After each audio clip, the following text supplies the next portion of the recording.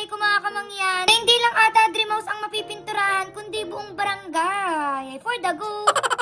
Ayun na nga no, mga kamangyan, bale, ari nga no pala yung time na pumunta kami doon sa warehouse nung Joton. At sa mga hindi nakakaalam diyan, yung Joton ho, yun yung brand nung inagamit namin na pintura ngayon dun sa aming dream house. Medyo matagal-tagal na rin mga kamangyan, gawa ng aray nung January pa. Salamat! So syempre nung time na yun mga kamangyan, wala pa talagang pintura yung dream house. Kaya kami nagpunta din para magtingin-tingin. Kita kung maganda talaga yung quality ng pintura, ano yung iba't ibang kulay, yung iba't ibang shade. At alam nyo, sa tunay, lalo kami na problema kasi ang dami palang kulay. Salamat!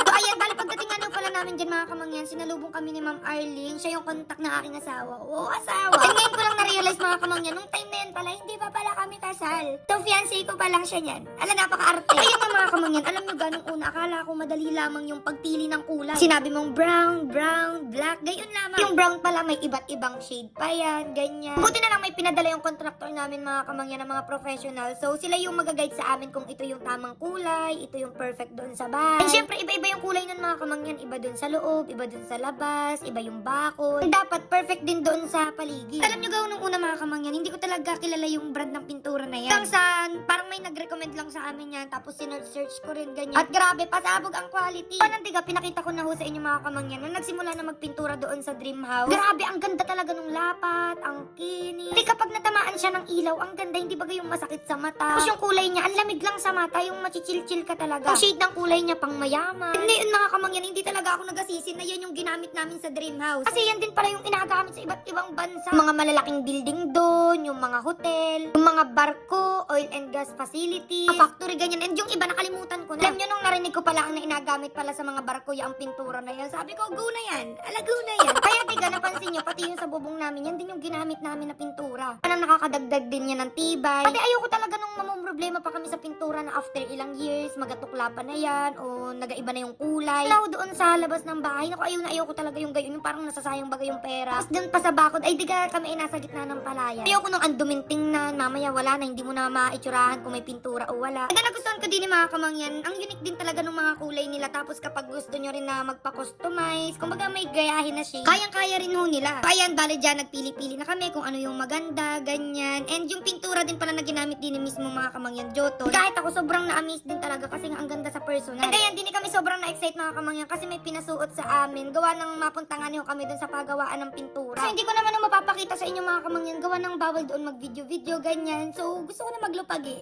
Alay, hindi. Ayun nga, nakita namin yung proseso mga kamangyan. And grabe, sobrang nakakamaha kasi syempre, time ko lang makakita kung paano inagawa yung pintura. Ang galing kasi hindi na siya mano-mano, mga mga machine. Wow, machine, grabe, napaka-arte. Pero ayun nga, ganun mga kamangyan, kaya ang dali na lang. And ayun nga, dito ako natuwa mga kamangyan, gawa ng nandyan yung higanting pintura ng Joton. Sabi ko nga, kapag punong-puno yan ng pintura, parang buong Pilipinas mapipinturahan. Alay, hindi. Kaya mga kamangyan, sa mga nagpagawa na dyan ng bahay or gapagawa in the future, tapos kailangan ninyo ng magandang pintura, naku, masasuggest ko talaga tong Joton. Para maganda na yung quality, pang matagalan, gayaan. Ang galing mga kamangyan, ano, buti na lang talaga na invento ya ang pintura. So natatakpan-takpan yung masamang kulay ng mga dingding, ng mga bubong. Sabi ko nga, dapat may mga pintura din na maimbento para sa balat. Alay, hindi. Pero yun nga, diga, parang mapapaisip ka minsan, paano kung may pintura nga sa katawan para pag gusto kong maging maputi, magiging maputi na ako. Hindi naman gayo, kailangan talaga may mga agamit. Alam nyo ga, maliban sa siko, sa tuhod, ang pinaka-pinroblema ko dati, yung kilikili ko, at nabanggit ko naman na yan sa inyo before pa. Kasi nga sensitive siya, hindi ka pwedeng gumamit ng basta-bastang Prada kasi imbis na pumuti, lalong nalala, nagasugat, nagaitim. Eh kapag maputi pa naman yung kilikili mo, diga parang confident ka kahit magsuot ka pa dyan ng mga sleeveless. Dahil nga wala tayong pinturang magagamit sa katawan. Pahiyangan na lang talaga sa product, and buti humiyang ako doon sa product ng K-Series. Ang ganda din mga kamangyan kasi makakatulong talaga siya para pumuti, mawala yung amoy-amoy, yung chicken skin. Kasi nga niyo, meron siyang 5% glycolic acid. So hindi lang din siya sa kilikili, pwede sa batok, sa siko, sa tuhod. Hindi naman sobrang perfect ng kilikili ko ngayon mga kamangyan, pero kahit papaano nag-improve na siya, ang layo na dun sa dati. Kaya kung hanggang ngayon namang problema pa rin kayo mga kamangyan, ako ay gamitin nyo rin ho yan. For the go! So ayun, balik na tayo din mga kamangyan. Ngayong July, ganito na yung pintura din nga niyo sa ating dream house. So nasimulan na dito sa loob, ganyan, and grabe, sobrang ganda talaga. May mga part lang din na hindi pa napipinturahan mga kamangyan, so may mga inahintay-hintay pa. Nakaraan napakita ko sa inyo na napinturahan na rin yung bubong, gawa ng nalagyan na rin yun ng solar. Tapos din sa bakod mga kamangyan, ayan, na utay-utay na rin ng pintura. And ayun, ngayon pa lang mga kamangyan, ay imagine ko na kung ano yung magiging itsura nitong dream house, yung kulay niya. Gawa ng isa talaga sa magapaganda ng bahay mga kamangyan ay yung kulay. And ayan, kunti na lang talaga mga kamangyan, matatapos na rin ating dream house. And tunay talaga yung nasabi nila mga kamangyan na hindi talaga madali magpagawa ng bahay. May time din talaga na may stress ka, ganyan. So, unang-una dyan sa budget. Kasi syempre talagang maga times 2, times 3, mga madedelay-delay, ganyan. And ayun, talagang trust the process. Oh, trust the process. Kami naman mga kamangyan, ang kailangan lang din talaga namin gawin ay magpalakas habang nagtatrabaho. Mahirap na kapag nagkasakit, baka wala tayong pambayad sa supplier.